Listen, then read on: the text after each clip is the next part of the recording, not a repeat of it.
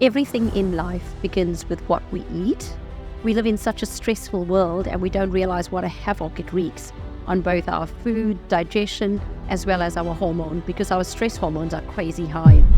Dr. Sue Raju, member of the Royal Australian College of General Practitioners, with over 2 decades of experience focusing on hormone and gut health to impact patient well-being.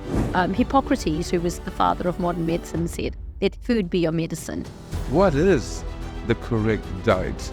The nuts and bolts are go back to the garden. What did we eat in the garden? So we got to start to see food as medicine. We live in a world which is so full of preservatives. The world food has changed, pumped with hormones, pumped with antibiotics that do affect our gut health. We don't realize that our gut is our second brain. Welcome everyone to another episode of MedCenters TV. I'm your host, General Raju. Today we are privileged and honored to have a very special guest. She is known as the gut and hormone doctor, has a lot of knowledge on the subject and topics of gut health and hormone health. She's also had personal experiences that she's been through, and someone that is passionate about these subjects and has a lot of knowledge on them. Today, we welcome the lovely Dr. Sue Raju, also known as the gut and hormone doctor. Let's give a warm welcome, as we are honored and privileged to have the lovely Dr. Sue Raju. Welcome, Dr. Sue. Well, thank you, Dion. I'm privileged to be here as well. Why are you so passionate about gut health and hormone health? Because they both are fundamental to good health. Everything in life begins with what we eat, what we drink, and of course, that's what we can control.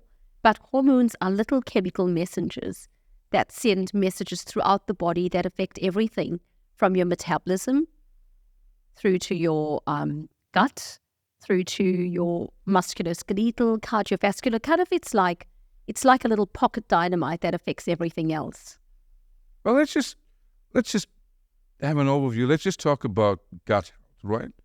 There's, all over social media platforms, there's so much of information now regarding gut health. It's becoming more,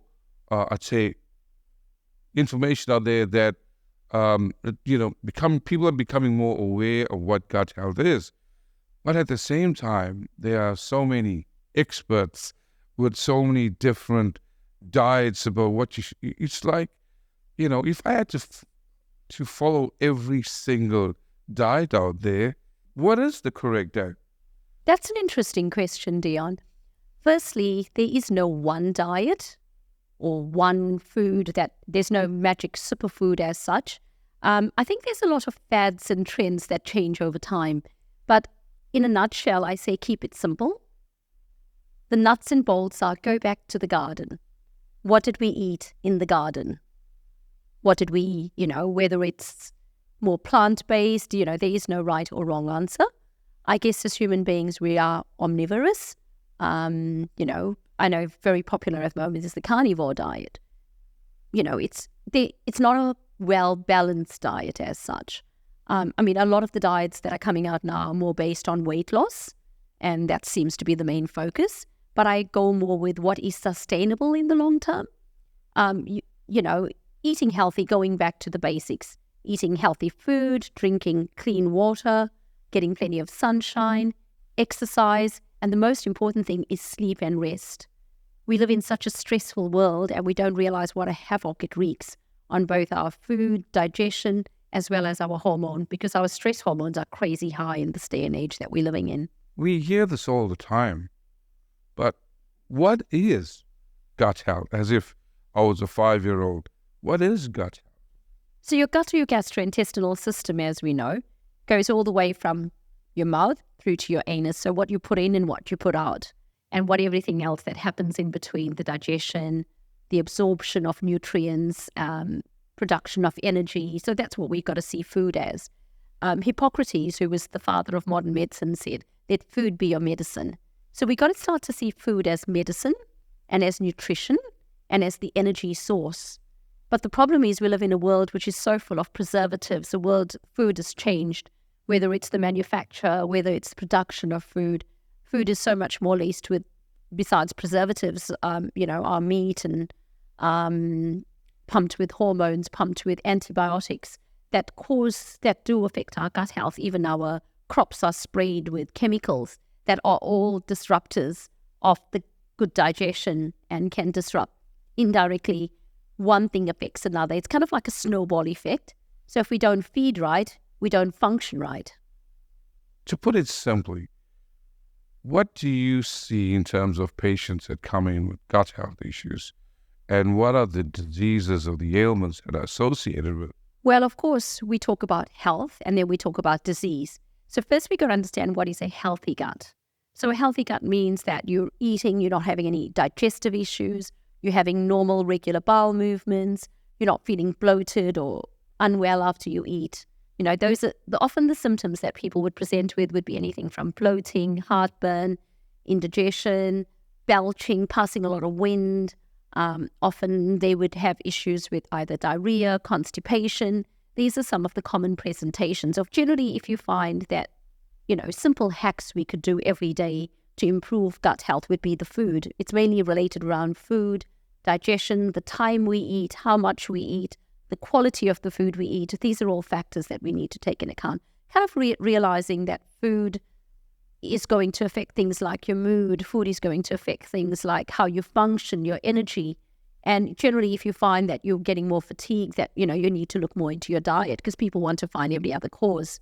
But you look at basic thing, are you getting enough macronutrients, what we call micronutrients? Of course, we could always get input of a dietitian as well to help us get a healthy, balanced eating plan. But most people do know the ABCs of healthy eating. But it's a case of, even things like the world we live in, reducing alcohol intake. We don't realize how much alcohol can affect our gut intake. Yeah, because years ago, full cream milk or you didn't have full cream milk, etc. Now you walk into your supermarkets and you got lactose-free, fat-free, and all these different types. And you go get your bread and then it's either, gluten-free. All these information now that are on the back of all our products, obviously we are getting more smarter and there's more information available. But to sustain for the average person, that's time poor, what are the different solutions that you advise your patients? One, how do you treat it? And two, how do you sustain a healthy diet thereafter? Well, I think the main thing is to make sure people listening to me out there, you go and see your doctor. Firstly, we run a series of tests on you to make sure there's no any other pathology or the nasties, I would call it. Because sometimes simple symptoms can be related to more complex conditions or diseases as well. So I always say, make sure you get it checked out by your regular doctor, or whether you need a referral to a gastroenterologist, just to rule out that there's nothing more sinister or nasty that could be causing some of your symptoms. But if it goes back to, okay, we've cleared all that out, and then we're still having all these functional digestive disorders, or when I say functional, I mean if there was nothing else wrong, then a lot is to do with how your body absorbs or digests foods. Of course, the problem with the grains is a lot of the grains have been slightly genetically modified. I'm not sure if I'm allowed to say that. So that's probably part of the reason we're having troubles digesting grains. And same with dairy, the processes have all changed to, the pasteurization of milk and, compared to what our predecessors have been having. So that's why we're seeing a lot more digestive issues related to like lactose intolerance, cow's milk protein allergy. We're seeing a lot more issues in terms of celiac, wheat allergy. So that's why I always say make sure we're getting checked out to make sure we don't have sensitivities or intolerances or more severely allergies to certain foods as well. In terms of going to the supermarket, I think each individual has to work out, like keep a basic food diary and work out what foods you're having, how you feel after eating certain foods. For example, some people will have bloating after wheat. Then you realize, maybe I'm a bit intolerant to it. So, and then I'd suggest maybe after the food diary, you can do an elimination and eliminating certain foods and see how you feel again. A lot is based on how you feel, and you can work it out yourself. You don't have to necessarily go and have all these complex allergy tests and so on. A lot of things boils down to basic, how do I feel? Can you tell us what actually happened and what that experience had done to you? And I know it is emotional, but, having been on the other side, not the clinician, but the patient, what was that like for you? And when did this happen? And what actually did happen?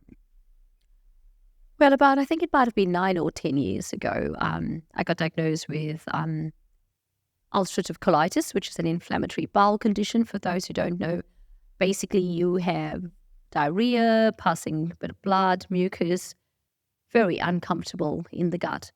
And I tried to retrace, what had I changed in my diet? Had I done anything different? The one thing I always advise is just be cautious with the use of anti-inflammatories, because anti-inflammatories can set up a cascade of events and can cause ulcers and gastritis and all sorts of nasty effects on your gut. So I'm not blaming it on the anti-inflammatories. We did go through a very stressful period as well in our lives, and this is what I often say, reducing stress makes a huge difference to your gut health. We don't realize that our gut is our second brain, so a lot of our mood and serotonin is even produced in the gut, which is your happy hormone. So stress is the biggest factor that can affect your gut health.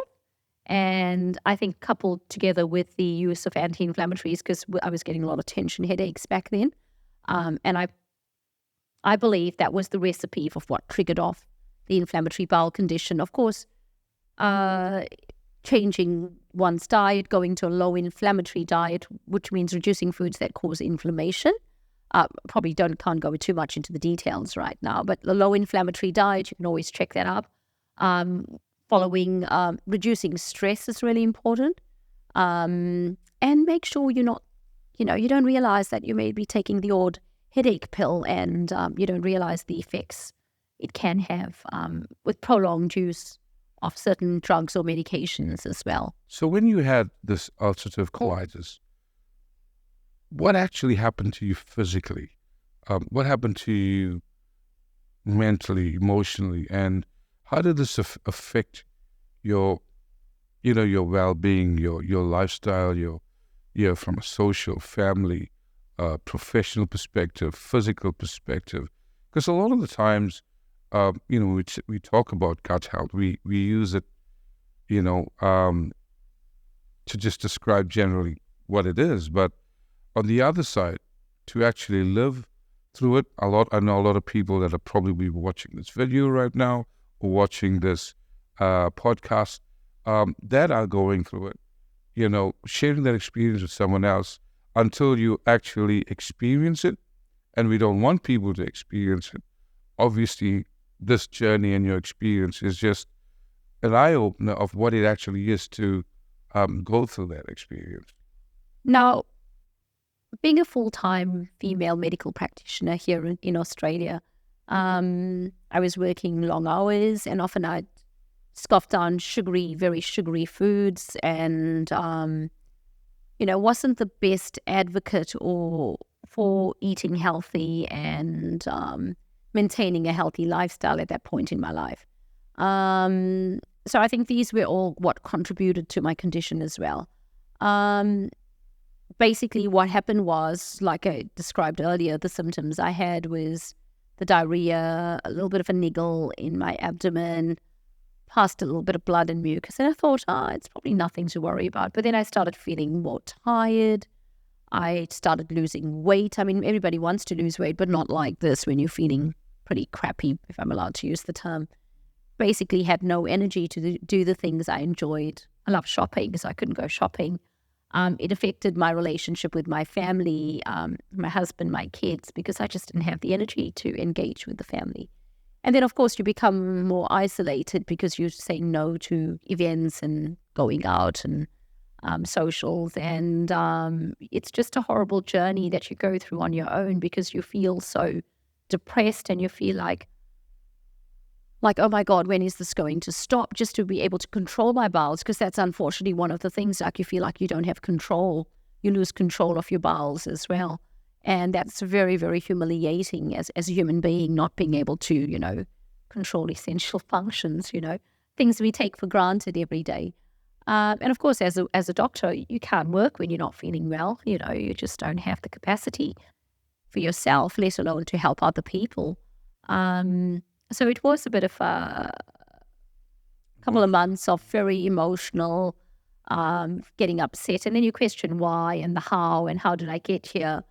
And then you realize, what can I do to navigate through this? How can I make changes you kind of reflect on your life as well. And what changes can I make, positive changes that I can make, whether it's diet, whether it's reducing stress and, getting more sleep, and realizing that life is such a precious gift. I think that was the main thing. Yeah, and it's funny only when you in those situations that awareness of, like you said, life is a precious thing. So Sue, how did you overcome it? What is there a cure? Is there a specific kind of treatment? And are you well now? Is everything well? I always say I'm on my road to healing, and healing is a continual process. It's like anything in life, it's the choices we make, and so I think we can choose to eat healthily, but of course we're living in a world which we're so bombarded with, the food industry and fast food, the lifestyles we live. So I think if anything, it makes you pause and reflect, being more mindful of what you're eating. And like I said, looking at food as medicine. Of course, my journey was, I did go through medical treatments and did follow through protocol, which did heal. But of course, there's always that nagging thought, like anyone who's got a chronic condition, is it going to come back? And of course, a few months ago, I did have a relapse. But again, I think you go through that journey and you realize, okay, I need to make those changes in life. And I think we're constantly changing, 2024, you got to look at life through a new set of lenses as well. Yeah. Is that one of the reasons, and it's heartening as well, I think, from people that are watching and our viewers, etc., and also for your patients, I think, knowing that you were also went through this journey, and does that contribute to your passion for gut health as well, that you're always looking for more information regarding how you can be better? I think certainly it makes you have a lot more compassion and empathy for people and patients in general, realizing, we're all human. No one's bulletproof. We're all on a journey here. And I think it's a journey towards improving our wellness and our health, and realizing also our mortality. You come more to grips with, okay, things can go wrong, this body that we often take for granted. So I think that's been, it's been an emotional roller coaster, but at the same time, it's like, what's the good that's come out of it, There's an old saying that says, there's a message in the mess.